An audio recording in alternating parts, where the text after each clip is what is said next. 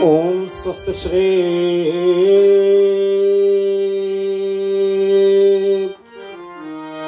गणेशाय नमः। श्री सरस्वते नमः।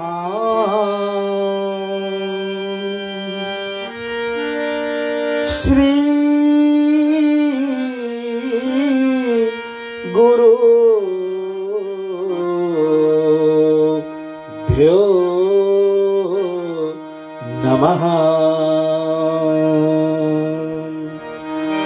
नमः पार्वती पते हर हर महादेव।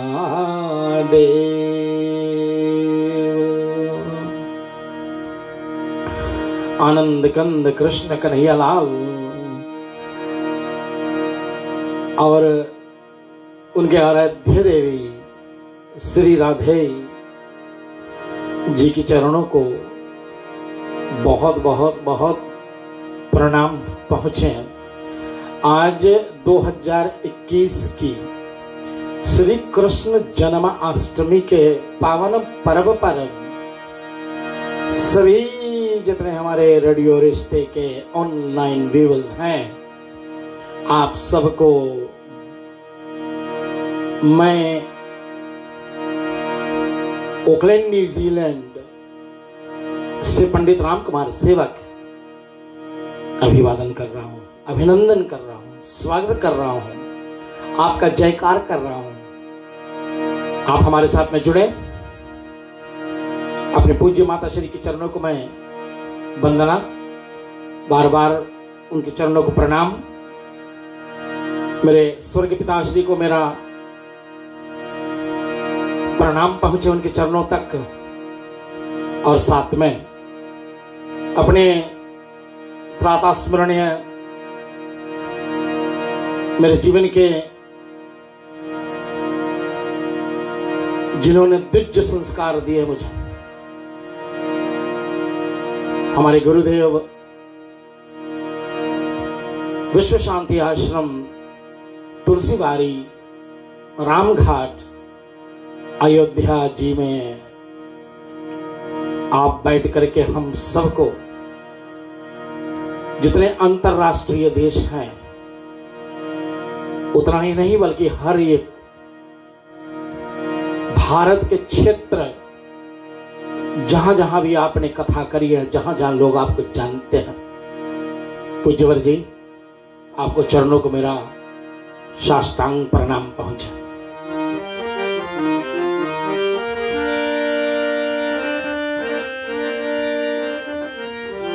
भगवत कृपा सेवा आश्रम रामघाट अयोध्या जी में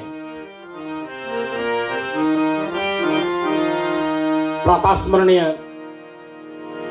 प्रेम मूर्ति संत श्री मुक्तामणि शास्त्री जी, बाल व्यास आदर्श मणि पांडे जी, समस्त संत साधु समाज जो त्रिदिवसीय श्री कृष्ण और राम कथा में पदार्पण कर रहे हैं, और आज अंतिम रात्रि होगी वहां या अंतिम दिवस होगी, वहां भी भंडारा होगा आज वहां। तो इस सुंदर आश्रम में जितने लोग आते हैं, जो विद्यार्थी लोग हैं, आप सबको मेरा इस न्यूजीलैंड देश से और मेरे समस्त जितने भक्त समुदाय हैं उनके तरफ से कोटि शोभार प्रणाम पहुंचा।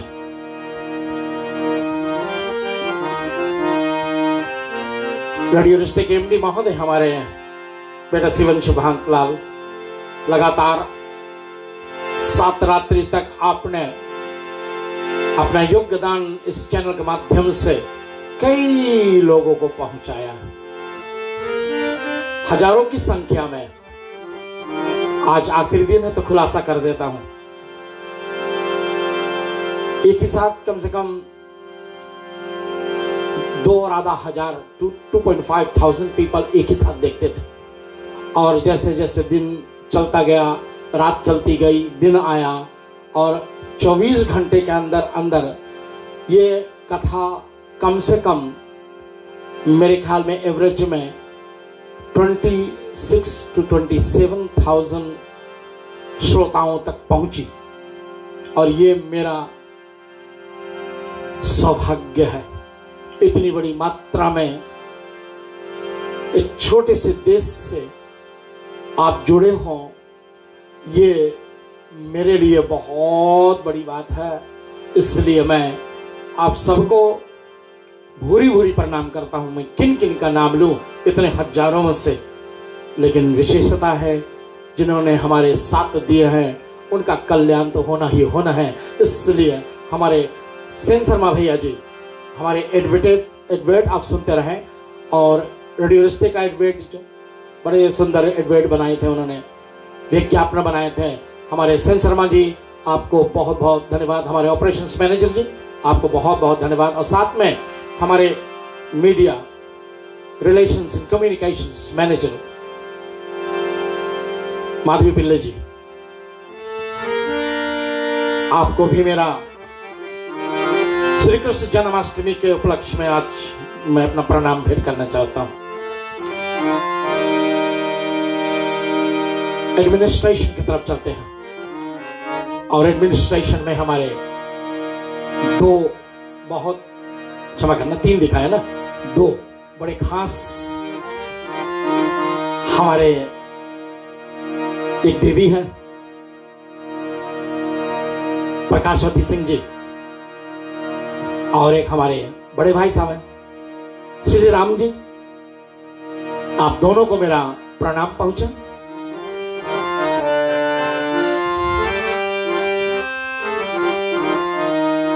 कैसे भूलूं हमारे दोनों RJs, radio jockeys, program presenters. पहले तो गोल्ड माइन ताबुआ चलते हैं, फिजी देश, जहां से बृहद कार्यक्रम को लेकर के हमारे बीच में आती हैं रेडियो रिश्ते के बहुत ही प्रसिद्ध आरजे जयंती पड़िया जी। आपको मेरा कृष्ण जन्माष्टमी पर अभिवादन, धन्यवाद, आपका अभिनंदन। दूर राजस्थान में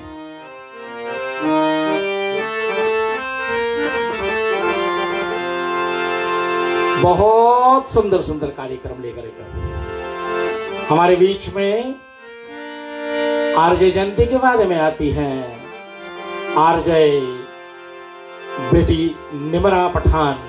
आपको भी वृहद स्वागत है इस कार्यक्रम में, और आप अपना कार्यक्रम छोड़ करके हमें दिए हैं अपनी समय ना, तो आपको मैं विशेष रूप से धन्यवाद करना चाहूंगा।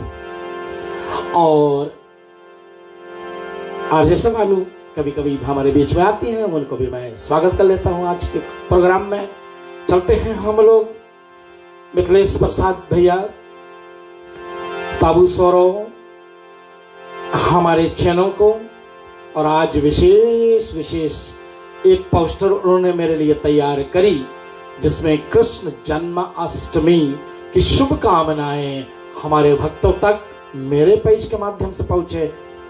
Thank you very much Mithilesh Prasad, मेरे छोटे भाई साहब। और साथ में मैं विनोद रायनिगा जी, जो जब से हमारी ऑनलाइन प्रोग्राम शुरू हुई है, कम से कम 18 महीना होने वाले हैं, आप विदाउट फेल एवरी वीक हमारा साथ दिया है विनोद जी, और कल भी देने वाले हैं। मैं भूल गया पोस्ट करने को, आप थोड़ा सा होल्ड कर लीजिएगा, मैं प्रोग्राम के बाद में आपको पोस्ट करता हूं। और विनोद रानिका जी हाकोट्स फ्लैटबुश ओकलैंड न्यूजीलैंड के एक बहुत ही अच्छे प्रसिद्ध रियल एस्टेट एजेंट, भैया आपको विशेष धन्यवाद। मैं भैया ज्येष्ठ भ्राता द्रोण जी को जोड़ना चाहूंगा हमारे साथ में आज। भैया जॉन द्रोण चंद जी, आप भी हाकोट्स मनकाऊ में स्थित मेरे प्रोग्राम को हर वक्त समर्थन करते हुए और तरह तरह के योगदान हमें भी देते हैं। आपका भी मैं स्वागत करता हूँ भैया श्री। बहुत बहुत धन्यवाद भाभी सहितार्थ, आपका भी उत्तम भैया जी, आपको भाभी श्री सरोज जी, आपको भी मैं धन्यवाद। हर एक प्राणी जिन्होंने मदद करी है इस कृष्ण जन्माष्टमी के इस सुंदर कार्यक्रम को प्रस्तुत करने के जो मुझे मौका मिला है इस प्लेटफॉर्म पे, मैं उन सबको बहुत बहुत बहुत धन्यवाद करता हूँ, विशेष धन्यवाद करता हूँ सबको। और क्योंकि बाद में मौका नहीं मिलने वाला मुझे, मैं एक सांस में चलता हूँ और एक सांस में इस कार्यक्रम को 8:30 बजे मैं विराम पर ले चलूँगा। और शायद 2-4 मिनट देर भी हो जाए तो हमारी, चाहे वो निम्रा जी हो इसके बाद में, चाहे वो जयंती जी हो, दोनों प्लीज मुझे क्षमा करना। आज तो आनंद मंगल का समय है, आज तो ऐसी समय है क्योंकि हम अपने बेटे जब होते हैं घर पर तो सज धज के आते हैं। हम अपने घर पर किसी हमारे पड़ोसी का, कहीं हमारे परिवार में किसी का जन्म दिवस मनाई जाती है तो बड़े सज धज के हम जाते हैं। तो क्यों ना आज जगत पिता, जगत नियंता, जगदाधार, सबके रक्षा करने वाले, सबको खिलाने पिलाने वाले दाता श्री भगवान श्री नारायण आज द्वापर युग में श्री कृष्ण रूप में लल्ला बन करके आज की मुहूर्त निकली है रोहिणी नक्षत्र का और भादव मास का अष्टमी तिथि का। तो ऐसे समय में आप शायद देख रहे हो कि हमारा नजदीक आ नहीं सकती है, मेरे देखे ना इतने दिन से पड़ा हुआ और किसी ने मुझे गिफ्ट दिया था तो मैंने सोचा आज वो पहनता हूँ जो मैंने कभी पहना नहीं, इसलिए तो आज इनको तैयार किया मैंने और फिट हो गया। गोविंद जी आपकी कृपा से, मैया राधे आपकी कृपा से। हम बोलते हैं ना कि हमारे वस्त्र आदि और धन आदि और जो कुछ प्रदान करने वाले हैं हमारे यही सब देवी देवता है, इनको प्रार्थना करी जाए तो कुछ नहीं बिगड़ सकता हमारा। इसलिए भाव से चले हम सब कोई बोलेंगे हमारे साथ में, ओम नमो भगवते वासुदेवाय।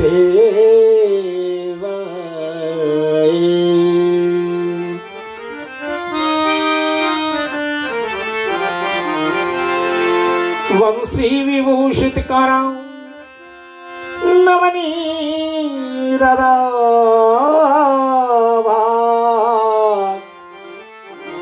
पीताम्बरादरुणबिम्बफला धरोष्ठात्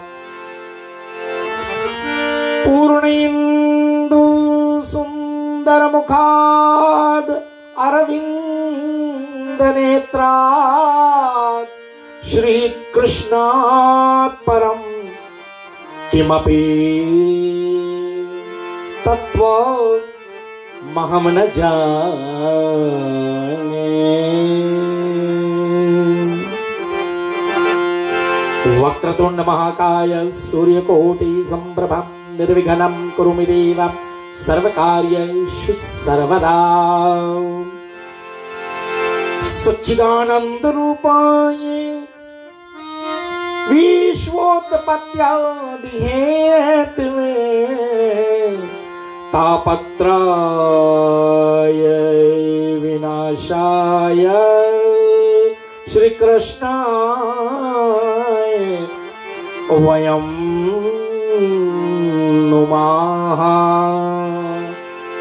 नमस्तुते व्यास विशाल बुद्धय फुल्लारविन्दाय तापत्राय नेत्राय।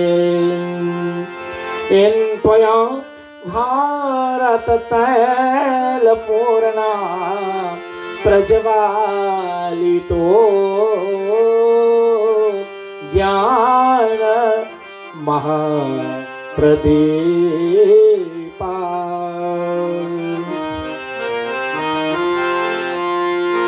या कुंदेन्दु तुषारहारधवला या शुभ्रवस्त्रावृता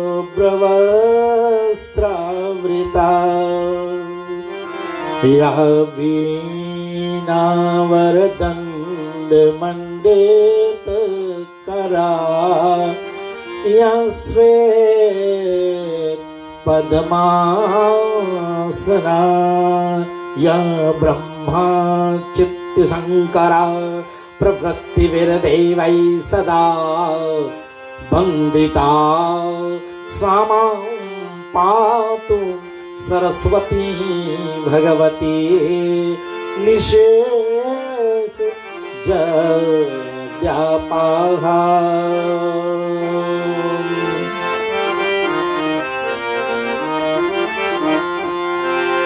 ज्ञान शक्ति समारूढ़ा तत्वमाला विभूषिता भुक्ति मुक्ति प्रदाता च तस्मै श्री गुरुवे नमः। तस्मै श्री गुरुवे नमः। तस्मै श्री गुरुवे नमः। बोलो गोविंद भगवान के जय। जय जय श्री राधे। आइए श्रोताओं, चलते हैं बड़े भाव से। आज कहीं खुशियां हैं तो कहीं लोग दुखी भी हैं।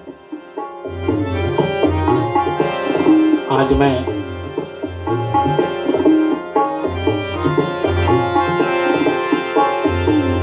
दूसरी बार ऑनलाइन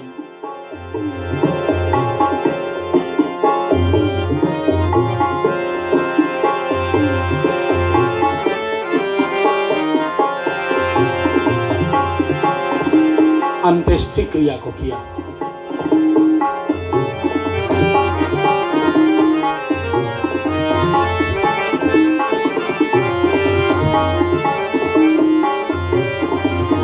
बड़ी दुख की बात है, परिस्थिति कैसे बदल जाती है।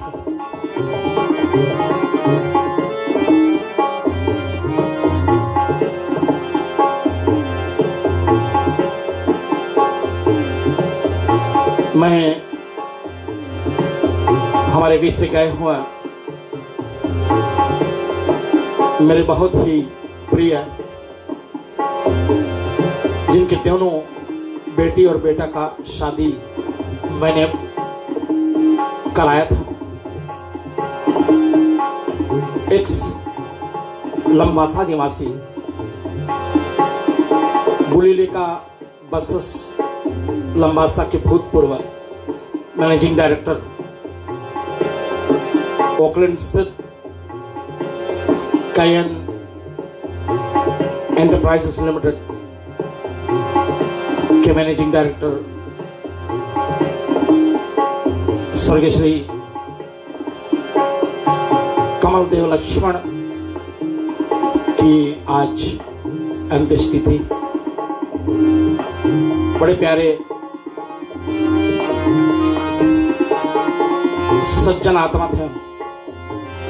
मैं प्रार्थना करूंगा परमात्मा से कि हे परमात्मा, उनकी आत्मा को परम धाम मिले।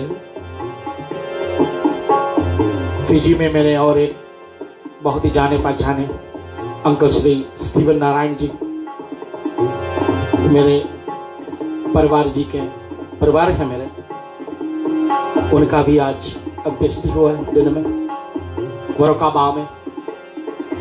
उनके लिए भी प्रार्थना।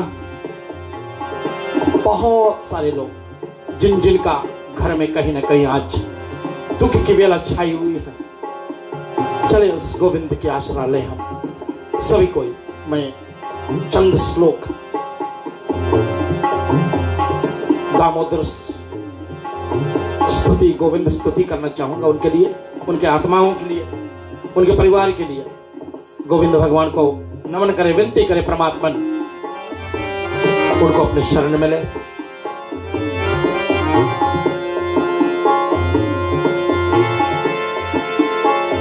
करारविंद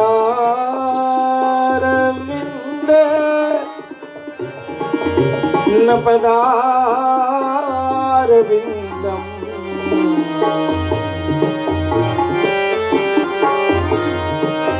मुखारविन्दे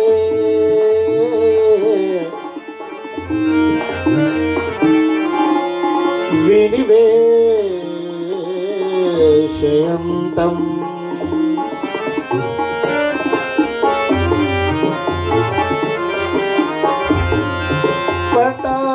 पटसपत्रा स्फुटेशयानम्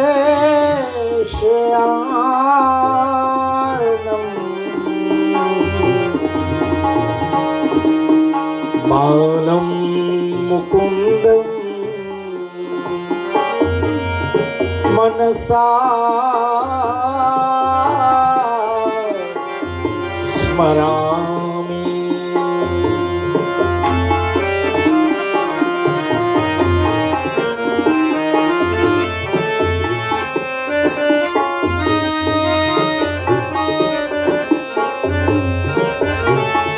हे गोविंद, महामीरी के चपेट में बहुत लोग घायल हैं।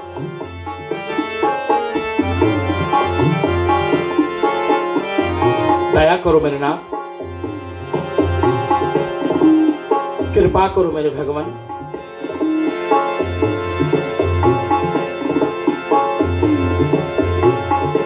आपने वचन दिया है गीता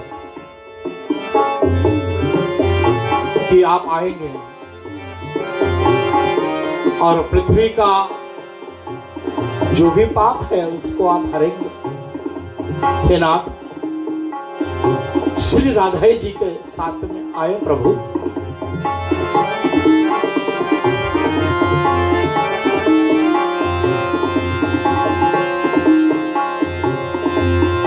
जी है विश्वा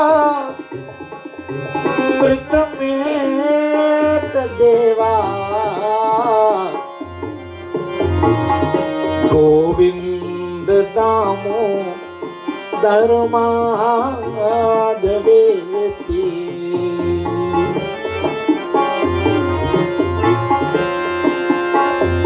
विक्रेतु कामा खिल गोप कन्या मुरारी पादा रत चेत वृत्ति।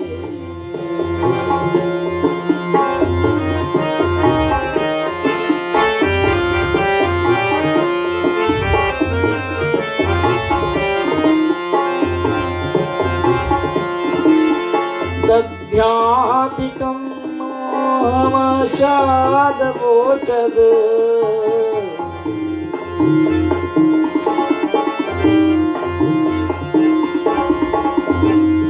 गोविंद दामोदर माधवेति गोविंद दामोदर माधवे पुण्यामि नामानि पठन्ति नित्यम् गोविंद दामोदर माधवेति गोविंद दामोदर माधवेति गोविंद दामोदर माधवेति।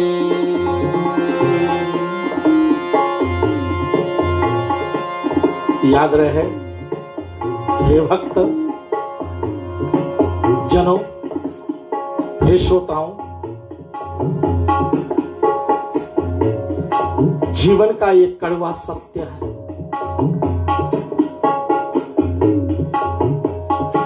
जो आए इस संसार में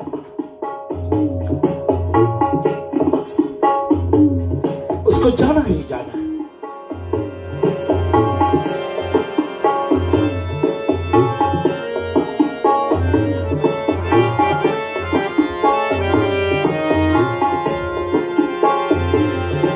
बड़े सुंदर कवि इस प्रार्थना को हमारे आपके बीच में लाए। दो लाइन सुने। जीवन के उस कड़वे सत्य को जो कभी कभी हमें स्वीकार करना बहुत मुश्किल होता है, क्योंकि ये महाभारत में भी हुआ। यक्ष ने पूछा, महाराज युधिष्ठिर, चाहे जितना जल चाहो उतना पी सकते हो, मेरी चंद प्रश्नों का उत्तर दे दो और अपने भाइयों को भी जीवित कर लो।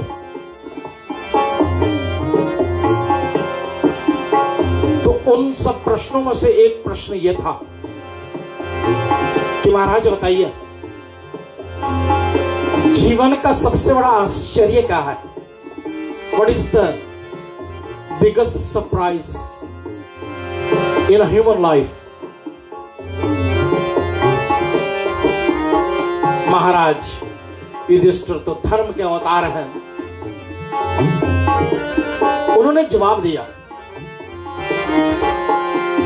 यक्षराज, सबसे बड़ा जीवन का यही सत्य है और सबसे बड़ा आश्चर्य है कि हम सबको पता है कि हम सब एक न एक दिन मरने वाले हैं। हम सब की मृत्यु निश्चित है,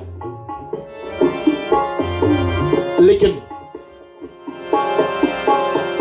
हम में से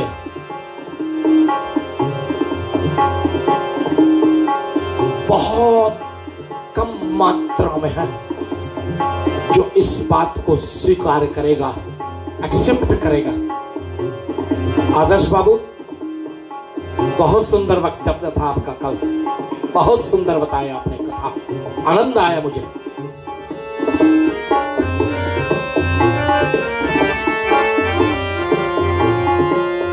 मैं धुन बदल करके इसको गा रहा हूं। इसका एक ही खास लक्ष्य है कि जो संदेश पहुंचानी है वो हम वाक्य से बोल सकते हैं, उनको श्लोकों के माध्यम से बोल सकते हैं, उनको आम भाषा में बोल सकते हैं, उनको अंग्रेजी में बोल सकते हैं, लेकिन हाँ, अगर वाद्ययंत्र का और सुर और लय और ताल का सहारे ले ले तो कुछ अलग भाव निकलता है। साधक कहता है,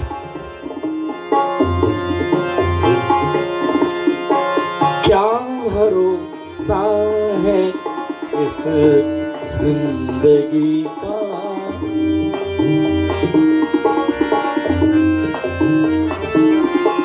क्या भरोसा है इस जिंदगी का, साथ देती नहीं है किसी का, क्या भरोसा है इस जिंदगी का।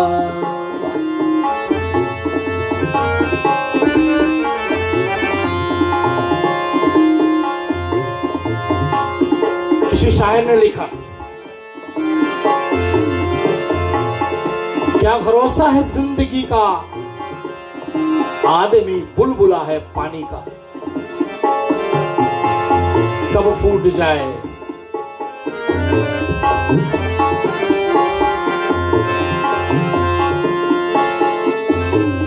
श्वास रुक जाएगी चलते चलते, श्वास रुक जाएगी चलते चलते, शम्मा बुझ जाएगी जलते जलते,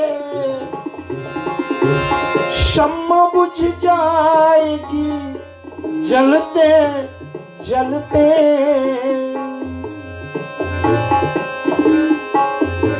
दम निकल जाएगा रोशनी का, क्या भरोसा है इस जिंदगी का, क्या भरोसा है इस जिंदगी का। वाह,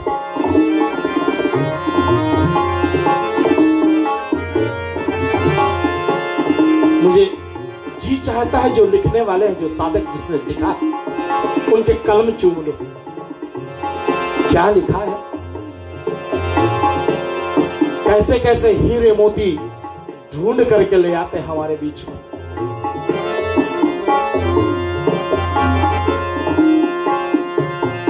आखिरी अंतर सुनाता हूं आपको, तो चलते हैं।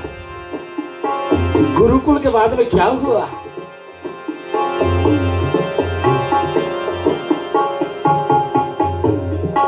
बलराम श्री कृष्ण अन्य विद्यार्थी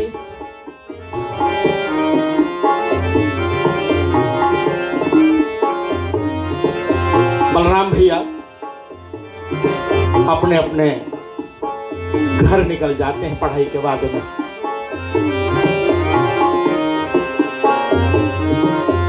गुरु संदीपनी मुनि के आश्रम पर इतने दिन तक रह करके विद्याओं की हर कला पा करके वापस मथुरा आते हैं श्री गोविंद जी बलराम भैया के साथ में।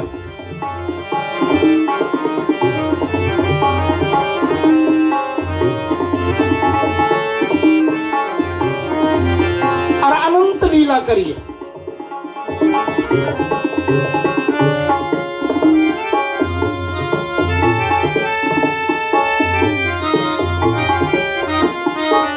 जैसे हर मानव के जीवन चलना चाहिए।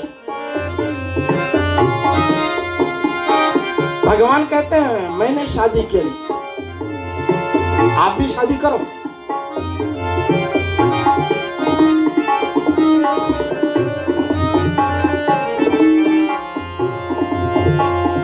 कोई हर्ज नहीं, लेकिन गृहस्थी जीवन में इतना आसक्त ना हो जाओ कि भगवान का भजन भूल जाओ। सुदामा ने भी तो शादी करी, कितने सालों तक मथुरा में रह करके श्री गोविंद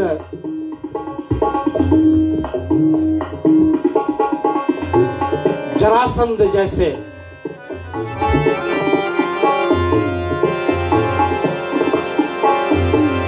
दैत्यों का, महापापियों का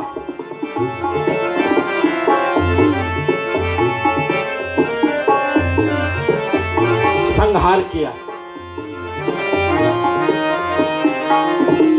और सोचा ये बार बार आक्रमण होता है,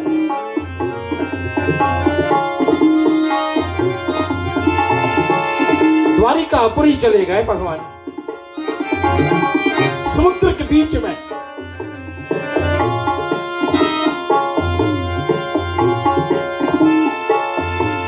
अपने विश्वकर्मा जी को कहा मेरे लिए बहुत बड़ा महल तैयार करो।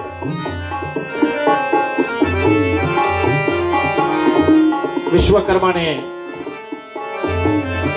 बहुत बड़ी महल खड़ी कर द्वारिकापुरी। वहां के राजा हुए कृष्ण जी।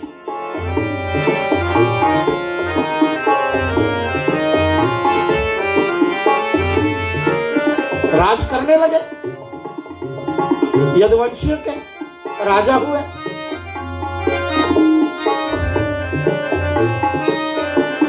सातकी नाम का सेनापति, प्रद्युम्न नाम का बेटा, विश्वमोहिनी रुक्मणी जी और 7 और पटरानी, याद रहे 16,100 और पत्नियां हैं, वहां नहीं जाएंगे।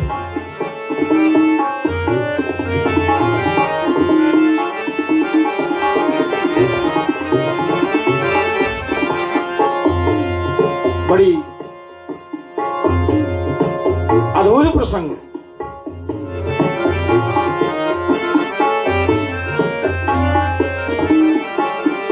ये जब भी मैं कहता हूं तो थोड़ा समय लेकर के कहता हूं, लेकिन मैं आज बढ़ावा विस्तार नहीं करूं। ये मेरे 2 दिन की कथा होती है। सुदामा चरित्र जो होती है 2 दिवस की होती है, लेकिन हमें तो आज भगवान श्री कृष्ण का जन्म उत्सव मनाना है, इसलिए मैं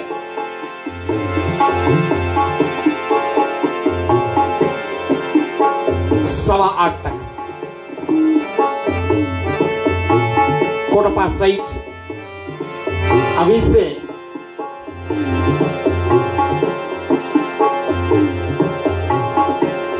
लगभग 40 मिनट, फिर हम चलेंगे वापस।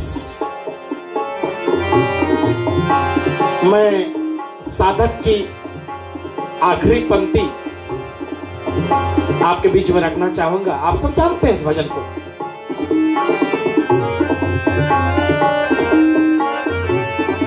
लेकिन शायद पंडित राम कुमार सेवक के मुखारविंद से शायद इस अंदाज में नहीं सुने होंगे आपने। मैं भी तो पहली बार प्रयास कर रहा हूं।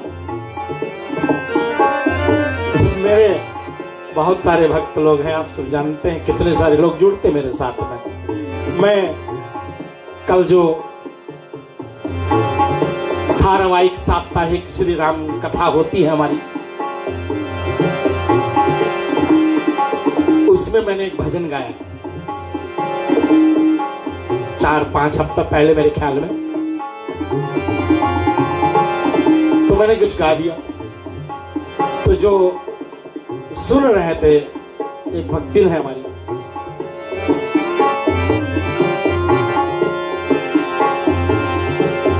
उन्होंने सोचा भाई इस तरीके से भी गाया जाता है।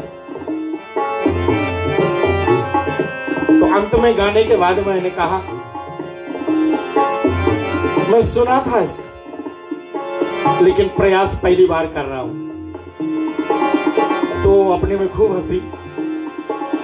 तो ही तो सोच रही थी कि हो ना हो ये अपना धुन खुद बनाया होगा, तो कभी कभी बना लेता हूं, ऐसा नहीं। आती है तो बन जाती है, नहीं बनेगी तो कोई बात नहीं। 2 ही काम हो सकता है, कलाकार को 2 ही चीज मिलती है। हमारे संत मुक्ता मणि शास्त्री जी की तो ताली मिलती है, कि तो गाली मिलती है। और कोशिश हमारी कलाकारों का यही होता। मैं तो कलाकार नहीं हूं, लेकिन छोटी मोटी कुछ हो जाता है मेरे से। मैं विचार करता हूं कि भाई कोशिश करूं कि मुझे ताली मिले, गाली ना मिले। तो मैं प्रयास कर रहा हूं, क्योंकि ये दादरा चल रही है ना, धा धिन नाम धा धिन नाम धा धिन नाम धा धिन नाम धा धिन नाम धा, 6 मात्रा का है। तो मैंने सोचा इसको बंद करूं फिर चलाऊं, बंद करूं चलाऊं, तो इसको मोड़ ही देता हूं, इसको दादरा की धुन में लगा लेता हूं। तो आशा है आपको मैसेज मिल रहा हूं, बस मेरा यही प्रयास है। संगीत कितना अच्छा है वो मुझे नहीं, मैं उस पर नहीं जा रहा हूं। कितना मेरी आवाज ठीक है, इसमें वो फिट हो रहा है, इससे भी मुझे कोई आपत्ति नहीं है। लेकिन मैसेज आ रहा है, संदेश आ रहा है, जो बताना चाह रहा हूं आपको कि जिंदगी की कोई भरोसा नहीं। हर प्रकार के बैर भाव को छोड़ना है। मैं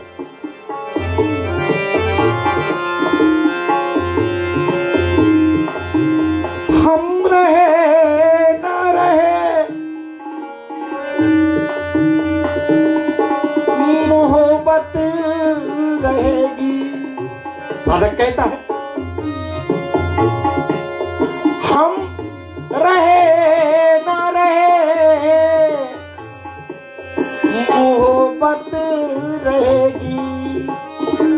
मोहब्बत बोले तो प्रभु प्रेम, आपस में एक दूसरे के भाईचारा का प्रेम, उसको मोहब्बत उर्दू शब्द है। हम रहे ना रहे मोहब्बत रहेगी, दास्तां अपनी दुनिया कहेगी, दास्तां अपनी दुनिया कहेगी। नाम रह जाएगा ओ, नाम रह जाएगा आदमी का, क्या भरोसा है इस जिंदगी का, क्या भरोसा है इस जिंदगी का। साथ देती नहीं है किसी का, क्या भरोसा है इस जिंदगी का।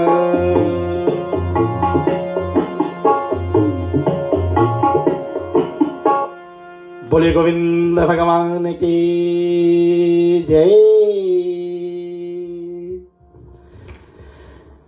भगवान गोविंद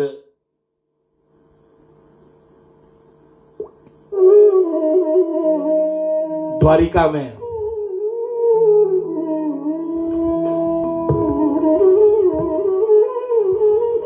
राज कर रहे हैं।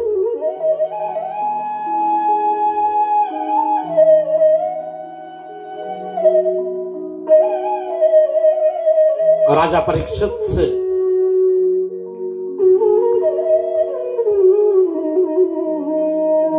पूज्य शुक्राचार्य जी कह रहे हैं कि महाराज श्री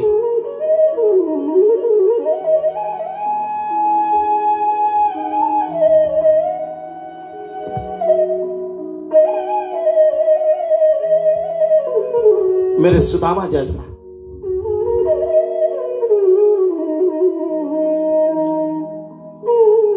नितांत गरीब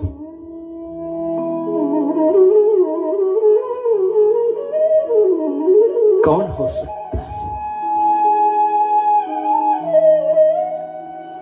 कृष्ण सखासी कृष्ण सयासी सखा कश्चिता ब्रह्मणे ब्रह्मवित्तमा बरकते इंद्रियारते सो प्रशांततमा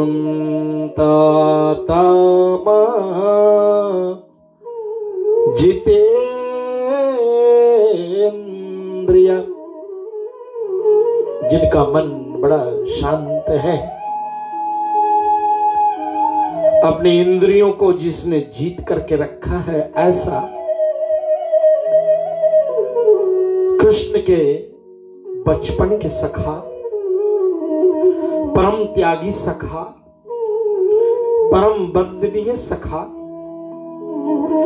जिसका जीवन त्याग में व्यतीत हुआ, जिसका जीवन का कौन वर्णन कर सके। शिवदेव जी कहते हैं, हे राजन, मेरे सुदामा जैसा कौन हो सकता है, जिनके मित्र, गुरुकुल के मित्र स्वयं श्री कृष्ण हुए, एक विरक्त और प्रशांत आत्मा है जो मिल जाता उसी में संतुष्ट रहते हैं।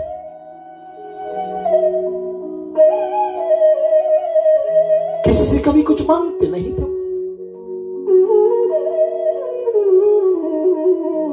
मांगना क्या,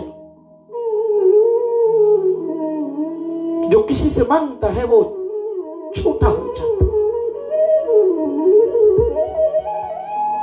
भारत के एक बड़े अच्छे कृष्ण भक्त हुए हैं रहीम जी, उन्होंने लिखा, रहीमन वो नर मर चुके,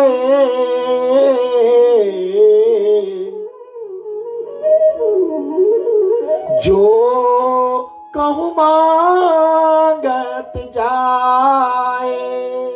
मांगना नहीं, जो मिला है उसमें संतुष्टि होनी चाहिए हमारी और आपकी। एक भक्त ने तो प्रभु राम जी से कहा कि भूले चूके मैं कभी आपसे मांग में बैठूं प्रभु, तो आप मुझे कभी कुछ नहीं देना। मैं अगर मांगू तुझसे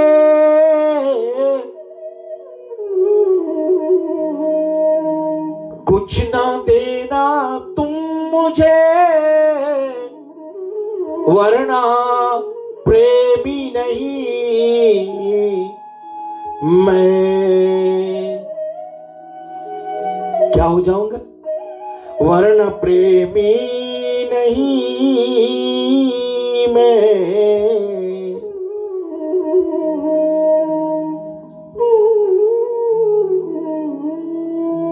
एक मजदूर हो जाऊंगा। मजदूर को काम के बाद में कुछ पैसे चाहिए होते हैं। मुफ्त में तो कोई नहीं काम करेगा ना, लेकिन जहां तक एक भक्त और भगवान का सवाल है, मांगना नहीं है, कभी नहीं मांगना। एक महात्मा जी जा रहे थे और रास्ते में उन्हें एक कौड़ी मिल गई। वो बहुत दिनों की बात है, मैं एक महात्मा जी से इस कथा को सुना। कौड़ी बहुत छोटी होती है, उसमें आज की दुनिया में अगर उसको लाया जाए तो उसकी कोई मूल्य भी नहीं है, सिर्फ किसी कलेक्टर्स की आइटम बन जाएगी। वो कॉइन कलेक्टिंग करते हैं ना लोग विभिन्न देशों का।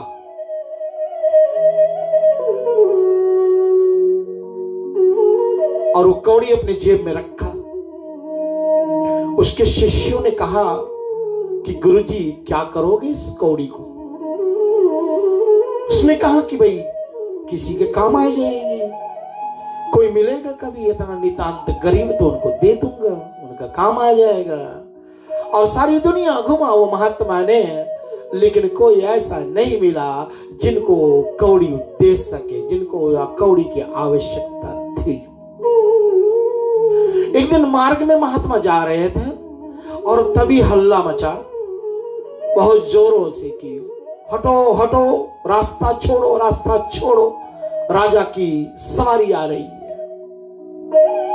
पूछा किसी से किस बात की सवारी हो रही है, राजा कहां जा रहे हैं? उसने कहा कि वो पश्चिम दिशा के राजा जो है ना वो कमजोर पड़ गया है, तो हमारे ये उत्तर दिशा के राजा जो है ना ये उन पर चढ़ाई करने जा रहा है।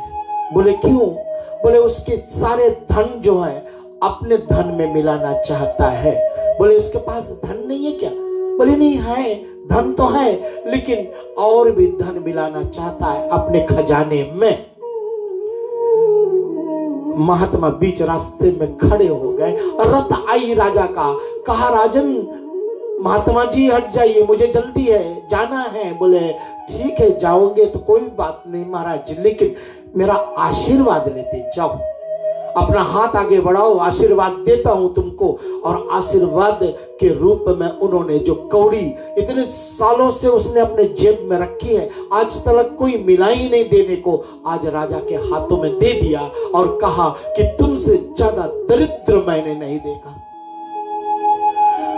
दरिद्र सो संतुष्टो, दरिद्र तो वो है।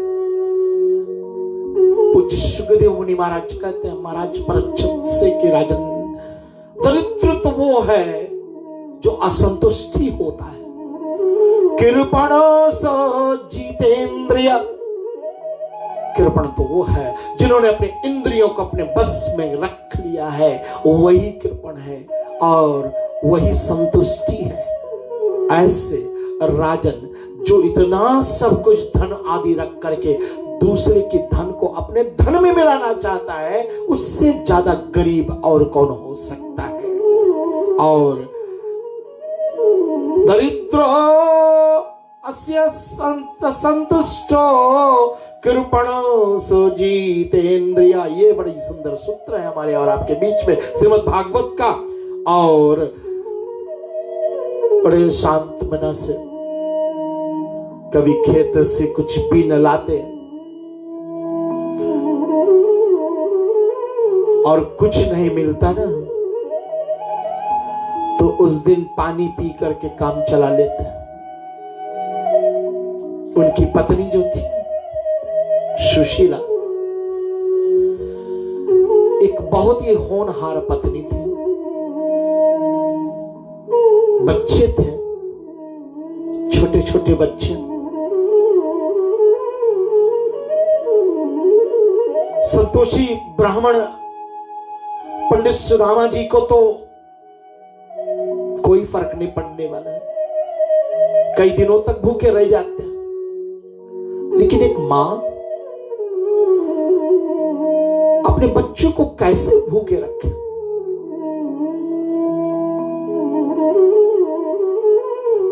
जब कुछ नहीं मिलता था ना, कभी फल तोड़ लाते तो कभी खेत से दाने पीने लाते हैं, और कुछ नहीं मिला तो पानी से पानी पी करके काम चला, लेकिन बच्चे तो भूखे हैं। आज सुदामा के घर में इतनी गरीबी है, महाराज परीक्षित कि भगवान सूर्य का प्रकाश घर में आता ही रहता है, और जब बारिश का मौसम आवे तो पड़ोसियों के घर के पानी भी सुदामा के घर में आ जाए।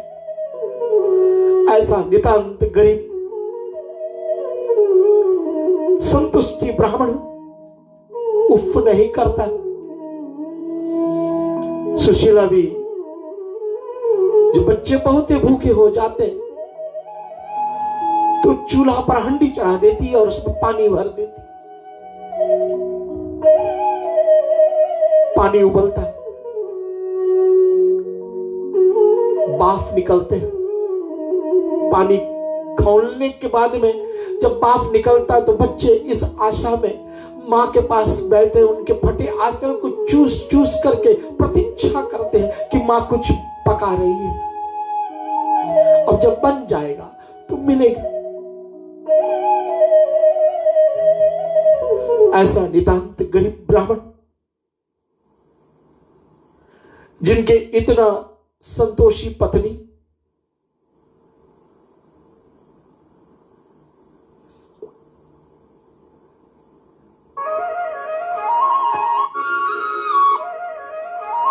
लेकिन कब तक एक मां कब तक सहन कर सकती है? अपने भूखे बच्चों की भूख को नहीं सह पा रही है। एक दिन हाथ जोड़ करके अपने पति देव के सामने सुबह काल में जब उस नित्य क्रिया से खाली हुआ तो तो पत्नी आई, सुशीला कहती है हाथ जोड़ करके कि हे नाथ, आपके मित्र कृष्ण जी महाराज है ना, आपके बचपन के मित्र?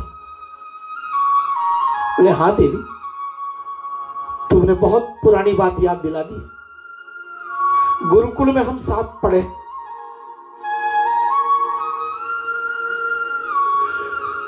वो मेरा सिर्फ मित्र नहीं, मेरा लंगोटिया यार है। साथ खेले, साथ बड़े हुए।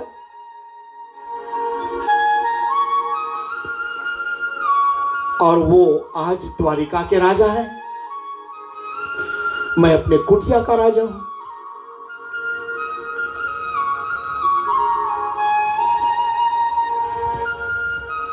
तुम्हें उन्हें मिलने की कोई इच्छा नहीं होती?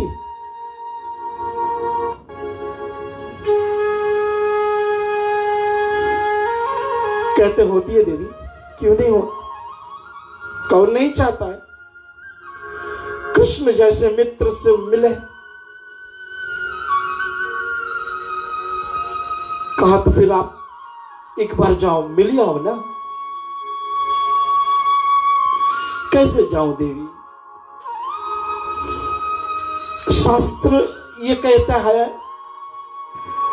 कि मित्र के घर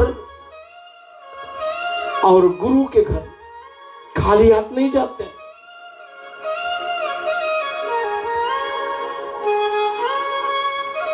कुछ भेंट ले जाना चाहिए। हम तो ठहरे गरीब, मेरे पास तो कोई ऐसी साधन नहीं जिससे हम भेंट रूप में उसको ले जाएं। इसलिए रहने दो देवी।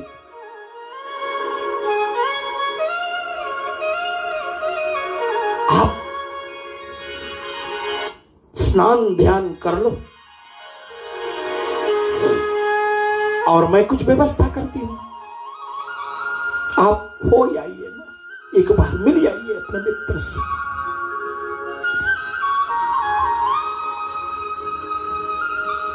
बोले क्यों तो इतना आग्रह करती है देवी?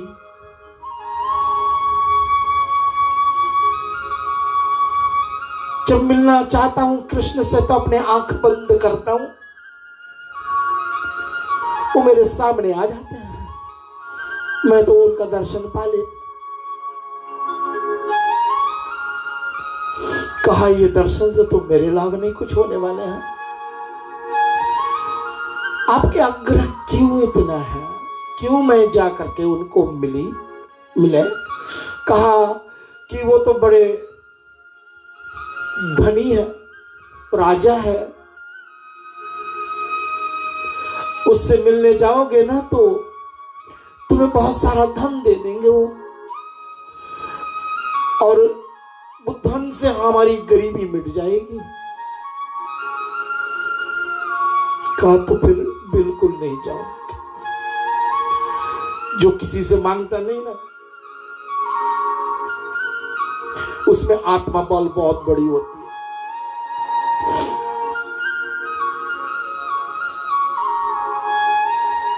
हाँ, अगर आप चाहती हो कि मैं एक बार साक्षात उनका दर्शन करने चला जाऊं तो चला जाता हूं।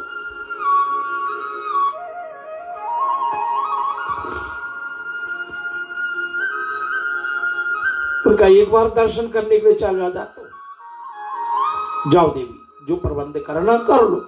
और 4 घर गई है सुशीला, उनको इतना करना है कि 4 घर के अलग अलग चावल जो है ना, कुछ टूटे चावल, कुछ पीले चावल, कोई धान सहित चावल, जैसे भी, मतलब कृष्ण को एक बार पता तो लगे कि उनके भाभी के घर उनका अपना एक मुट्ठी चावल भी नहीं है। और जो वस्त्र दी है ना, जिसमें पोटली बांधने के लिए, वो भी चारों जगह से फटी, क्योंकि एक ही साड़ी है। वो भी कई जगह से फटी हुई है। उन्होंने फाड़ करके पोटली बना करके तैयार हुए सुदामा जी फूटी सी लोटा है, टूटी सी छड़ी हाथ में, और पकड़ा दी उसको कि ये भेंट ले जाना। निकल पड़ता है सुदामा, बच्चे को प्यार दुलार करके, मां का बात सुनना, और देवी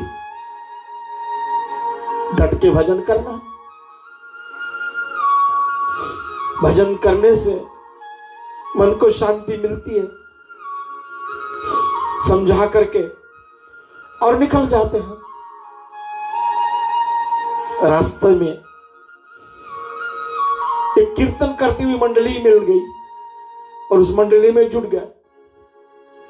कीर्तन करते करते ना जाने कहां पहुंच गए हैं। नितांत गरीब ब्राह्मण, दुबलो पतलो ब्राह्मण, पैर में जूते तक नहीं, चप्पल तक नहीं, कुछ भी नहीं, क्षमा भी नहीं, शरीर को ढकने के लिए कपड़ा भी नहीं, एक फटी सी धोती है। चलते चलते एक विशाल नदी के पास आया है सुदामा। अब इस विशाल नदी को कैसे पार किया जाए? तैरना आता नहीं है, नाव कोई दिख नहीं रहा है। थोड़ा देर में आवाज लगाई सुदामा ने। सुदामा जी ने कहा कि भाई कोई है जो मुझे पार करवा देगा? तो एक नाव चालक आ गया, कहा पार तो करवा देंगे सही, पंडित जी आइए, विराजिए।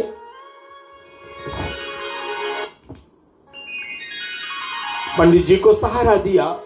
नाव चालक ने, केवट महाराज ने उनको बिठाया नाव में और नाव उस पार खेने लगा। और थोड़ी थोड़ी देर में अपने आंख उठा करके इस गरीब ब्राह्मण को जब देखता है तो इनके आंख सजल हो जाते हैं, आंख में आंसू भर आते हैं। शरीर की जो दशा है ना, उन केवट महाराज से देखी नहीं जा रही है, लेकिन इतना तेजस्वी ब्राह्मण, कहां जाना है पंडित जी आपको? बोले मुझे द्वारिका जाना है। द्वारिका जाना है? क्यों? द्वारिका में मेरे मित्र है ना, वो जो द्वारिका के राजा है श्री कृष्ण जी महाराज ना, वो मेरे मित्र हैं, मेरे बचपन के सखा हैं। केवट महाराज ने अपना सर हिलाया, कहा द्वारिकाधीश, और कहा ये गरीब ब्राह्मण।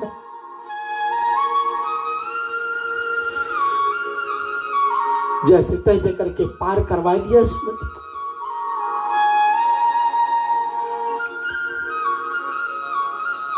उतराई तो कुछ है ही नहीं देने को। कोई बात नहीं पंडित जी, आशीर्वाद दे दो ना।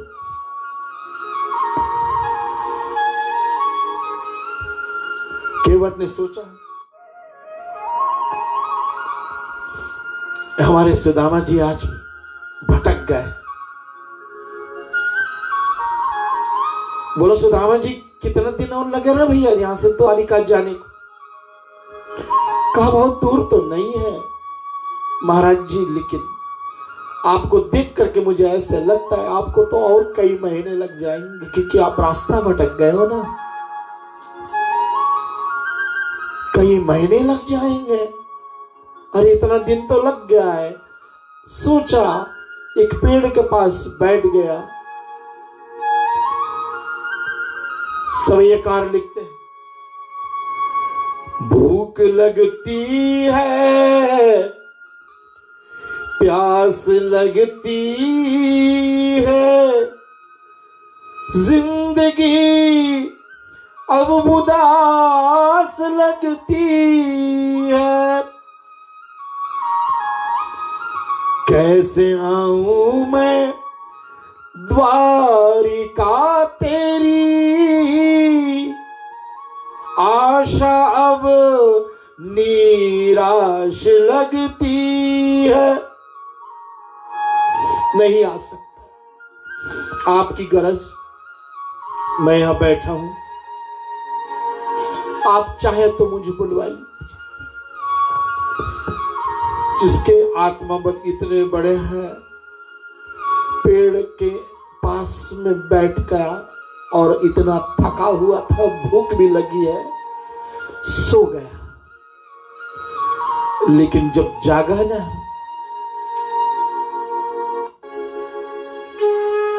तो बड़े बड़े महल, दिव्य पराशर, अद्भुत नगरी, अगरबत्ती चंदन की महक, जिस तरफ देखो सब जय श्री कृष्ण, जय श्री कृष्ण, जय श्री कृष्ण बोलते हैं। हाँ, लगता है ये मेरी मित्र की नगरी है, लगता है यही मेरी द्वारिकाधीश की नगरी है। तो चलते चलते भगवान कृष्ण के महल के मुख्य द्वार पर पहुंचता है। दो द्वारपाल हैं,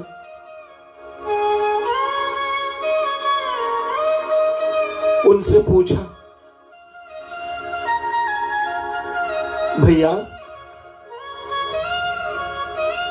क्या यही श्री कृष्ण जी के महल है? द्वारपालों ने कहा, जी हाँ पंडित जी, आप? बोले, मैं कृष्ण के बचपन के सखा हूं, आप उनसे कह देंगे कि मैं 1 मिनट के लिए मिलना चाहता हूं। मेरी इस हालत को देख करके ये ना समझना कि कुछ मांगने आया हूं, मुझे तो बस थोड़ी देर के लिए उनका दर्शन चाहिए, फिर मैं चला जाऊं। एक द्वारपाल ने पूछा, आपका परिचय क्या है पंडित जी? कहा, मेरा नाम सुदामा है। सुदामा निकल गए श्री कृष्ण के पास में, दोपहर का समय है। सोचा शायद महाराज अभी भोजन करके आराम कर रहे होंगे, आज्ञा तो जरूरी। आज्ञा लेने के लिए महल में प्रवेश करता है, जोड़ी पार करके, और भगवान श्री अपने झूले पर बैठे हुए, रानियां सब सेवा में लगी है, रुक्मणी आदि सब। क्या बात है द्वारपाल? सर नीचे किया हुआ द्वारपाल कहता है कि महाराज, हे नाथ, एक नितांत गरीब आया हुआ है, द्वार पर आपका दर्शन करने की इच्छा चाहता है। दर्शन करने के लिए? हाँ। कैसे लग रहे हैं देखने में? तो उसने कहा,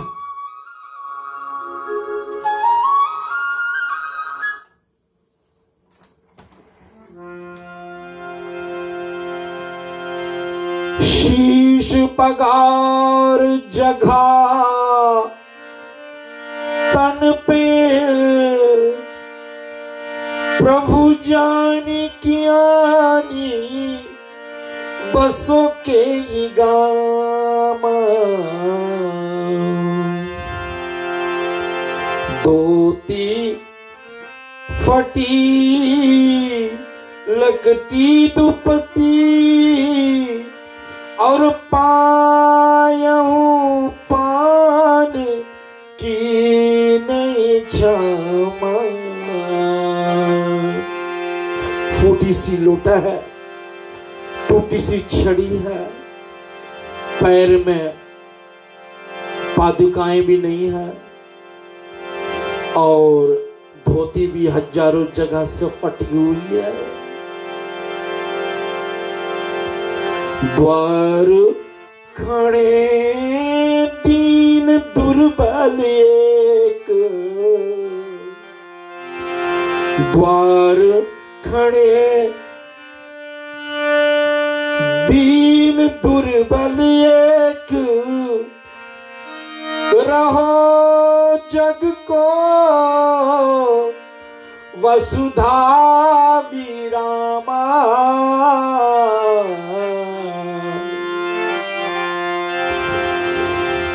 पूछत दीन दयाल के धाम,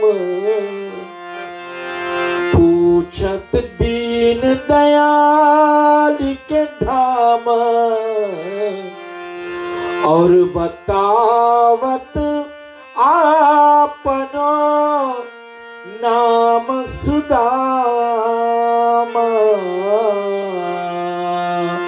बतावत आपनो नाम सुदामा। जैसे श्री कृष्ण ने सुना मेरा मित्र सुदामा आया है, मंच से कूद जाते हैं, बाजूबंद कहीं गिर जाती है, मुकुट कहीं और गिर गया है, पैर के जूते जो हैं स्वर्ण के जूते वो भी निकल गए हैं और भागना शुरू कर दिया है। भागते भागते भागते और द्वारपाल के पास आते हैं, पीछे पीछे द्वारपाल और सेनापति सात्यकी पीछे, प्रद्युम्न देवी पीछे, सब भाग रहे हैं। बोले क्या हो गया, कौन आ गया है जो इतनी उतावला से भाग रहे हैं आज महाराज कृष्ण।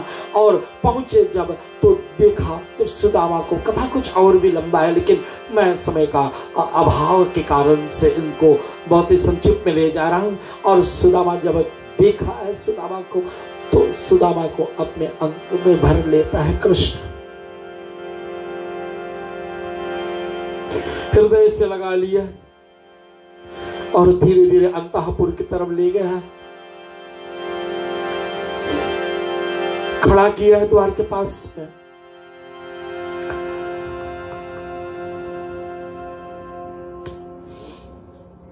सबका परिचय दिया लाने लगता कि मेरे बचपन के मित्र। और जब महल में पहुंचता है सब रानियां आज आश्चर्यचकित।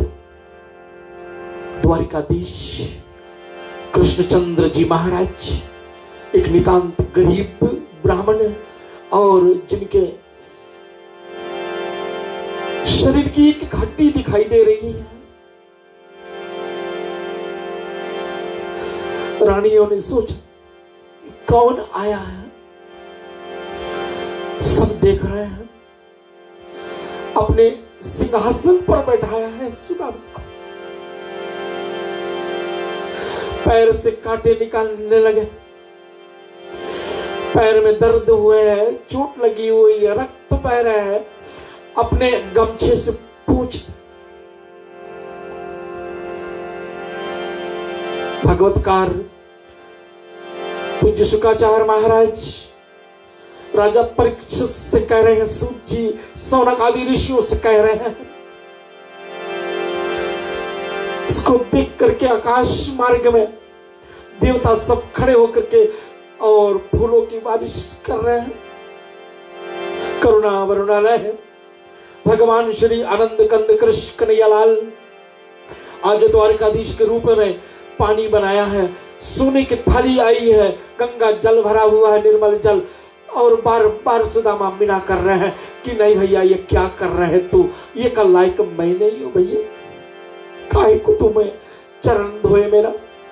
कहा कृष्ण ने कि ऐसा ब्राह्मण फिर नहीं हमारे महल में आने वाला है। और उसने अपने परात में भरे हुए पानी को हाथ नहीं लगाया है। हमारे सवयकार लिखते हैं, भगवतकार लिखते हैं, देख सुदामा की दीन दशा, करुणा करी के करुणा निधि रोए,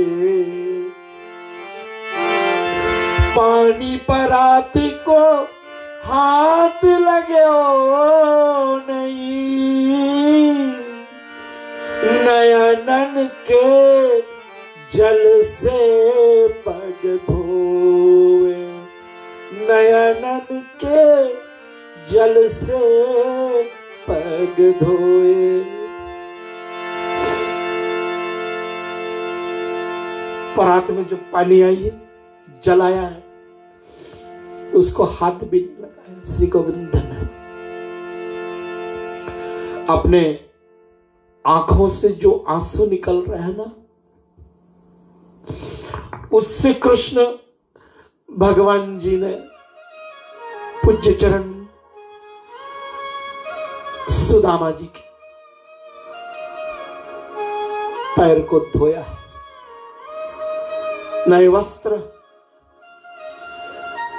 आदि धारण किया है, रानियों को कहा एक एक करके आओ, आशीर्वाद। अपना परिचय देते हुए रुक्मणी, मैं रुक्मणी प्रणाम करती हूं, देवी चर सौभाग्यवती भव। मैं मित्रविंदा प्रणाम करती हूं, देवी चर सौभाग्यवती भव। मैं कालिंदी प्रणाम करती हूं, देवी चर सौभाग्यवती भव। मैं जामवंती प्रणाम करती हूं, देवी चर सौभाग्यवती भव। करते करते ऐसे अंत नहीं आ रहा है रानियों की ओर। कहा लल्ला, बोले क्या? कान में कहो। कान दिया कृष्ण ने, बोले बोल। बोले ये सब अपनी ही है? बोले हाँ ये सब अपनी ही है। चलो कोई बात नहीं, लेकिन मैं तो दुबलो पतलो ब्राह्मण,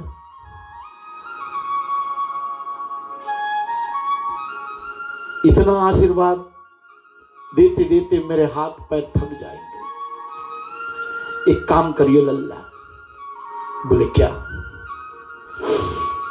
बोले इन सब के तरफ से तू मेरे पैरों में झुक जा, मैं तुमको आशीर्वाद दे दूं, इनको मिल जाए।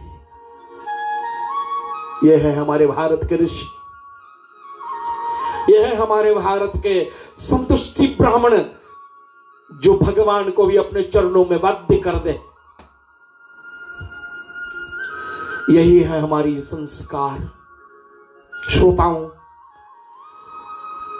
आप सब इस कथा को जानते हैं। 56 भोग की तैयारी हुई है, और जैसे भोग लगाने को कृष्ण कहता कि पाइये मां मित्र, निवाला उठाया है, मुख में डालने की जैसे उन्होंने तैयारी करी कि उनके भूखे बच्चे और सुशीला याद आ गए।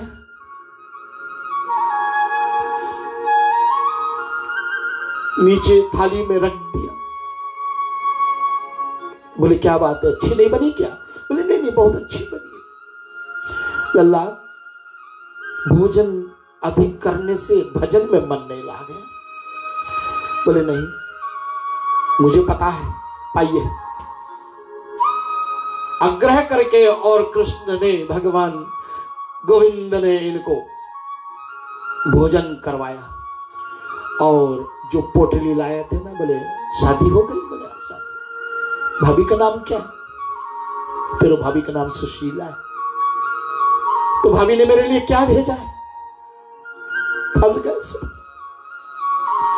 इतने दिनों से चलता हुआ पोटली अपने कखोड़ी के नीचे, अपने हाथों के नीचे दबाए चला रहा है।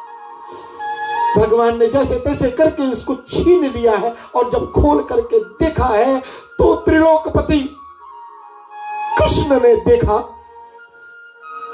मेरे मित्र की ये दशा है, मेरे भाभी के कपड़े की ये दशा है।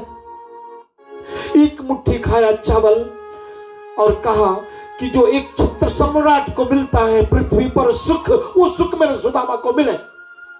दूसरा मुट्ठी खाया और कहा कि जो स्वर्ग आधिपति इंद्र आदि को जो सुख मिलता है वो दूसरी मुट्ठी खाकर का वो मेरे सुदामा को मिले।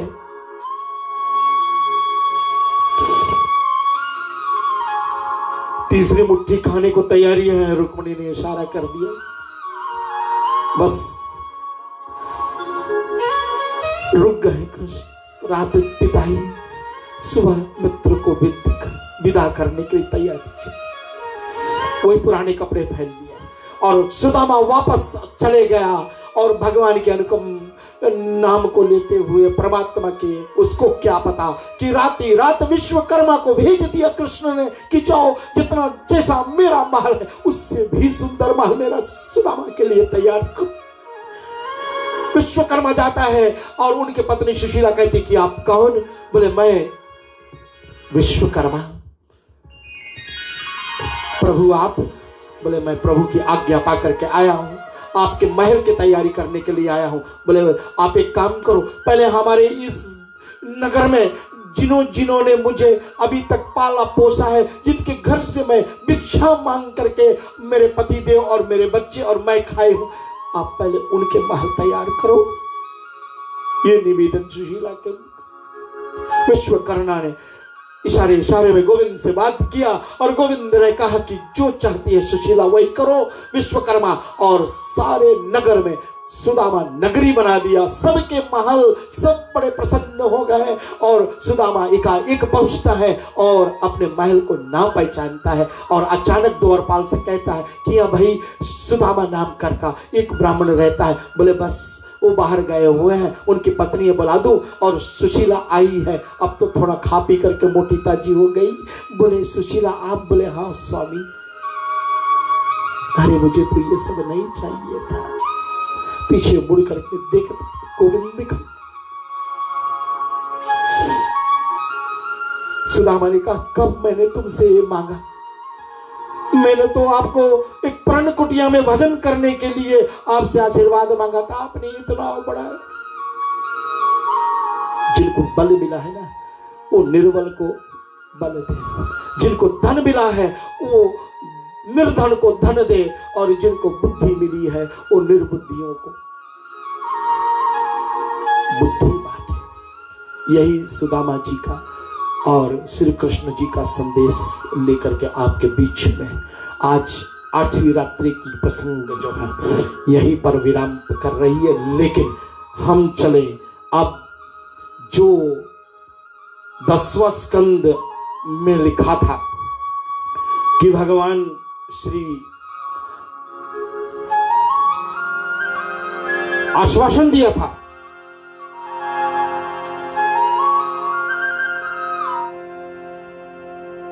ब्रह्मदेव को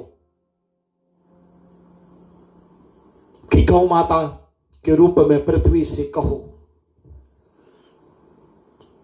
कि द्वापर युग में मैं देवकी और वसुदेव का पुत्र बन करके आऊंगा।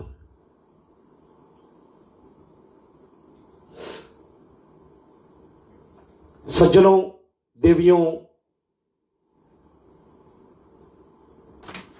माताएं, बहनों, थोड़ी देर के लिए मैं शिवम सिद्धांतलाल बेटा आपसे निवेदन करूंगा,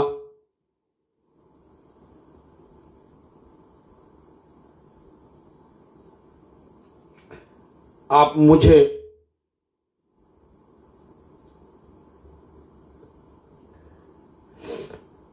दस मिनट का और समय दें। मैं चलता हूं आपको लेकर के, क्योंकि पूज्य चरण हमारे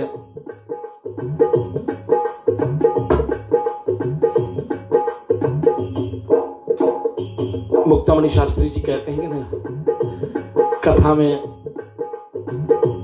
कभी कभी हम लोग डूब जब जाते हैं तो फिर कब ये अश्रु धारा चलती है भगवान की याद करके तो पता नहीं लगता। हमारे गुरुदेव जी जब जब ये कथा करते हैं तो सारी कथा में रोते रहते हैं। ये कथा ही ऐसी है भैया। आइए चले, थोड़ा देर सभी कोई आनंद मगन हो जाए, तैयार हो जाए। 5 मिनट का प्रसंग है। ये कथा मैंने पहले कर दी है, लेकिन आज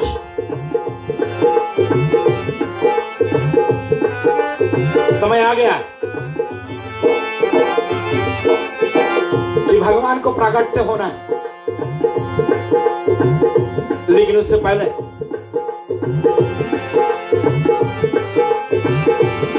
बहुत दिन पहले रोता रोता गर्भ गया प्रभु के पास। कहा, प्रभु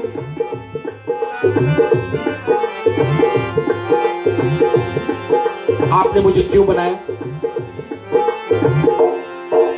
सृष्टि संचार के लिए। तो ठीक प्रभु, लेकिन हर कथा में जाओ, हर पंडित की कथा में जाओ, हर वक्ता की कथा में जाओ, हर महात्मा हर संत की कथा में जाओ, यही कहता है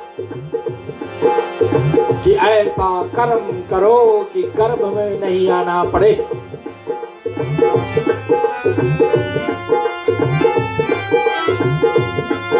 जब मैं इतना बुरा हूं तो मुझे बनाया क्यों?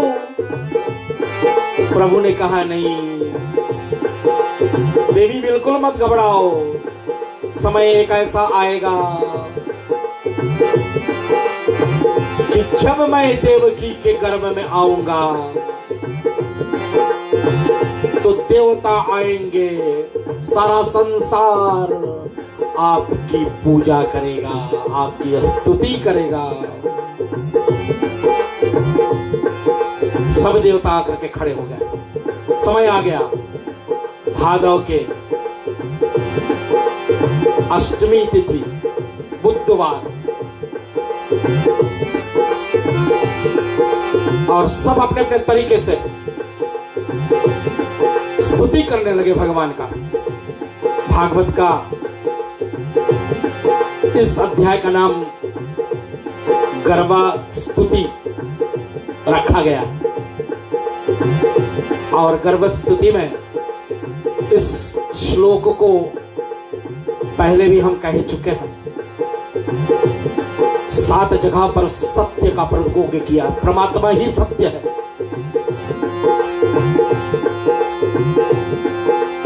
और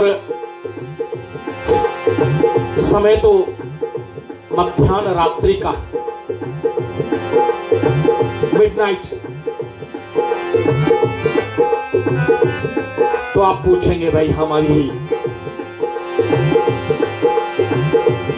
3.5 आवर्स पहले क्यों कर रहे हैं?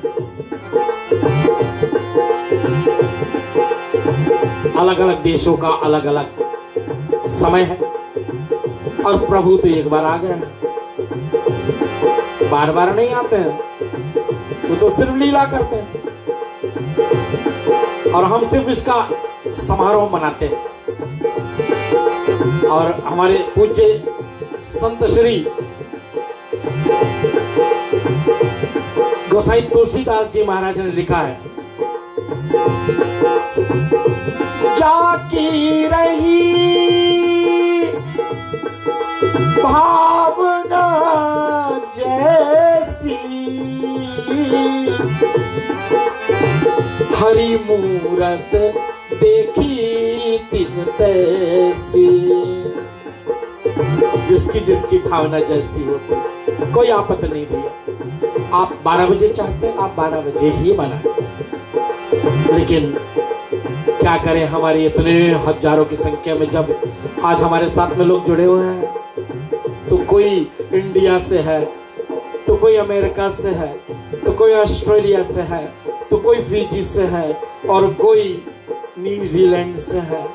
सब विभिन्न देशों के लोग, कनाडा से हैं। भैया तरुण सेवक कैसे भूलो आपको, कमल सेवक बेटा रोज फॉलो करते हो, जय जयकार करते हो हमारी, आपका जयकार हो। आप श्रोता नहीं होते तो कोई वक्ता का जयकार कोई करने वाला नहीं होता, इसलिए आप सब श्रोताओं की जय हो।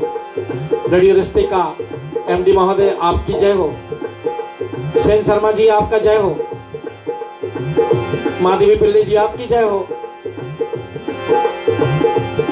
प्रकाशवती सिंह जी और राम जी आपकी जय हो। निम्रा पठान बेटी आपकी जय हो। और साथ में हमारे जयंती पड़ियाची जी आपको जय हो। रियल एस्टेट एजेंट हाकोट फ्लैटबुश ओकलैंड न्यूजीलैंड के विनोद रानीगा जी आपकी जय हो। सब श्रोताओं आप सबकी जय हो। मिथिलेश भैया आपकी जय हो। और साथ में हमारे सतीश भैया जी भक्ति संस्कृति संस्कार सेवा फाउंडेशन, सब moderators, every followers, to all those people who have supported this lovely program for the last 8 nights, for last 7 nights, and tonight is the final night. हम आपको बहुत बहुत धन्यवाद करते हैं। चाहे छोटे हो आप, चाहे बड़ी हो आप जिस भी देश में रहते हो, आपका मेरा प्यार भरा धन्यवाद। कल फिर शाम को इसी प्लेटफॉर्म पर मिलेंगे, लेकिन कृष्ण कथा को नहीं, क्योंकि आज पूर्णाहुति पर चली जाएगी कृष्ण कथा। हम श्री धारावाहिक राम कथा लोग लेकर के पुनः एक बार आपके बीच में आएंगे, लेकिन अभी चले भाव से हमारे साथ में 2 लाइन गाते हुए आज की कथा प्रसंग को विराम करेंगे, लेकिन झूला नहीं झुलाएंगे। झूला अपने समय, रात बची हुई है, सुबह काल तक खूब झूला झुलाएंगे आप। ज्योति पुंज गगन से चला धरा की ओर, छाया जा था पाप का घोर घोर अंधकार। ऋषि मुनि जप तप करे, थके पुकार पुकार, दुष्ट दमन को ले रहा। वही विष्णु अवतार, तेरी माया को न पाया कोई पार, ये लीला तेरी तू ही जाने। तू ही जाने रेशम, तू ही जाने सारे जग के सृजनहार, ये लीला तेरी तू ही जाने। तू ही जाने रे श्यामा, तू ही जाने। देवकी मैया के आगे भगवान चतुर्भुज नारायण के रूप में चंक चक्र गदा पदम लेकर के और जब खड़े हुए हैं तो देवकी मैया स्तुति करने लगती है प्रभु। वसुदेव को जगाया है, वसुदेव जग गए और दोनों ने मिल करके श्री प्रभु का अद्भुत रूप को देख करके दंडवत प्रणाम करते हैं। प्रभु को बार बार स्तुति करते हुए कहा कि प्रभु आप बाल लीला करिए ना। प्रभु ने कहा कि हो जाएंगे, लेकिन जब तक मैं इस रूप में हूं तब तक मैं आपका रक्षा कर सकता हूं, लेकिन जैसे मैं बाल रूप में आ जाऊं फिर तो आपको मुझे रक्षा करना पड़ेगा। और प्रभु ने कोई ना कोई मार्ग तो निकाल देंगे।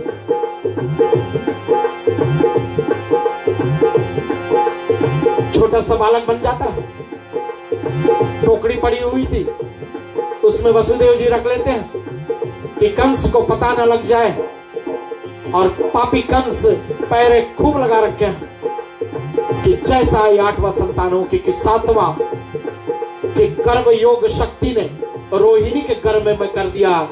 और आपको पहले इस कथा को भी हमने परिचय दे दिया था, तो इसलिए मैं जानता था यही गति होने वाली, इस कारण से इस कथा को हमने पहले गा दिया है। लेकिन एक अंतरा गाते गाते आज की कथा को विराम पर लाना चाहता हूं। आया अंबर से संदेश मानो वासुदेवादेश। आया अंबर से संदेश मानो वासुदेवादेश। बालक लेके जाओ नंद जी के द्वार के लीला तेरी तू ही जाने। बालक लेके जाओ नंद जी के द्वार के लीला तेरी तू ही जाने। वसुदेव सोचा कैसे करेंगे, वर्षा इतना अधिक, वर्षा अधिक चंचला चापल कंस समान डरावे। बैरी कंस समान डरावे। ऐसे में शिशु को लेकर कोई बाहर कैसे जाए। हाजी बाहर कैसे जाए। प्रभु का सेवक शेषनाग देखो जागे उसके भाग।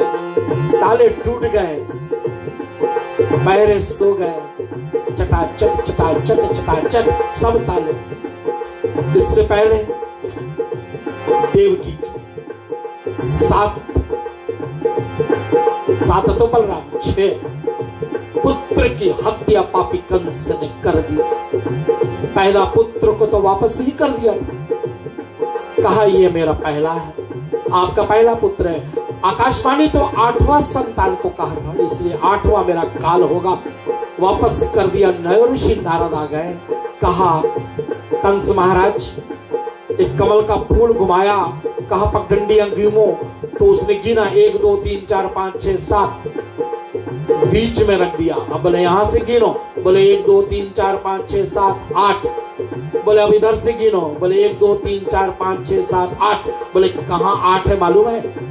बुद्धि भ्रष्ट हो गई। जाको प्रभु दारुण दुख देगी, ताकि मति पहले हर लेगी। गणित का भी हिसाब ठीक नहीं रहा कंस का। भगवान चाहते, देवता चाहते कि ये अत्याचार बहुत करे, तभी तो प्रभु आए पाएंगे। इसलिए दौड़ करके पहला संतान को वापस लेकर के उनको पटक दिया शिला पर और उसकी मृत्यु हो गई। ऐसे करते करते 6 पुत्र को मार दिया है, 6 संतान को मार दिया। 7वां योग शक्ति ने आकर के रोहिणी के गर्भ में कर दिया और गर्भपात हो गया। और इसलिए 8वां अभी यह कृष्ण है। और इसको वसुदेव जी नंद बाबा के यहाँ ले जाएंगे। और वर्षा प्रचंड फन ऊपर रखा है कृष्ण को और यमुना के तट पर पहुंचते हैं। और यहाँ से कथा आपने कल परसों सुनी ही थी कि बाबा नंद के यहाँ जाने के लिए यमुना मैया से प्रार्थना तो करते हुए वसुदेव जी और चले गए हैं। वहाँ बालक कृष्ण को रख करके और वहाँ से एक बालिका को लेकर के वापस आ जाता है। और बालिका के आते सब पहरादार पुनः एक बार जग जाते हैं, ताले बंद हो जाते हैं। और बच्ची की आवाज सुन करके कंस भागा दौड़ा आता है और उठाता है और बच्ची को पटकने के लिए जैसे उन्होंने प्रयास करी कि हाथ से छूट करके आकाश में चली जा करके बिजली बन करके कड़कती है कि हे कंस, हे दुष्ट, जिसको तू सोचता है कि वो तेरा काल अब मर गया है, वो मैं नहीं, वो तेरा काल अभी भी जीवित है। बोलो श्री गोविंद भगवान की जय। आज की कथा को यहीं पर विराम करते। आनंद कंद कृष्ण कन्हैयालाल की झूला जिनके पास हो झुलाई ले ना।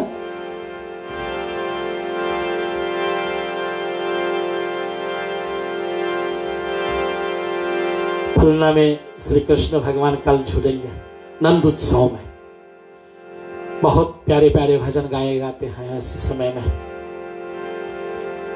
श्यामा झूले पलना, झुलावे कोई संत जना।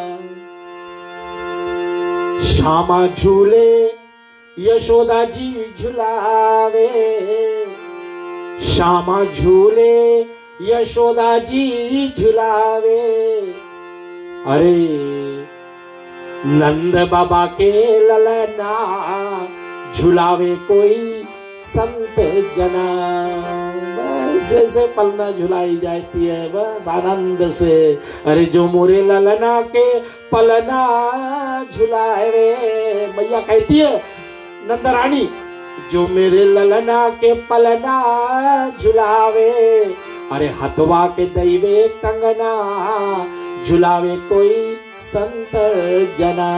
हीरे मोती जोहार लुटाएंगे। और आपने सुना बड़ी अजीब अजीब याचक लोग आते हैं, बाबा नंद तो प्रसन्न होंगे होंगे। ओम मंत्रहीनम क्रियाहीनम भक्तिहीनम जलाधनम यद पूजितम मया देवम परिपूर्णमा तदस्तु मे। ओम देवो शांति अंतरिक्षं शांति पृथ्वी शांतिरापः शांतिरोषधयः शांतिर्वनस्पतयः शांतिर्विश्वदेवाः शांतिः ब्रह्म शांतिः सर्वागं शांतिरेव शांति श्यामा शांतिरेधे। ओम पूर्णमदः पूर्णामिदं पूर्णात् पूर्णमुदच्यते पूर्णस्य पूर्णमादाय पूर्णमेवावशिष्यते। ओम शांतिः शांतिः शांतिः। 8 दिवसीय के श्री कृष्ण कथा विराम पर गई है। आप सबको मेरा बहुत बहुत प्रणाम स्वीकार। कल इसी प्लेटफॉर्म पर मिलेंगे, लेकिन श्री राम कथा जहां हमने छोड़ी है वहां से हम लेंगे। बोलो श्री गोविंद भगवान की जय।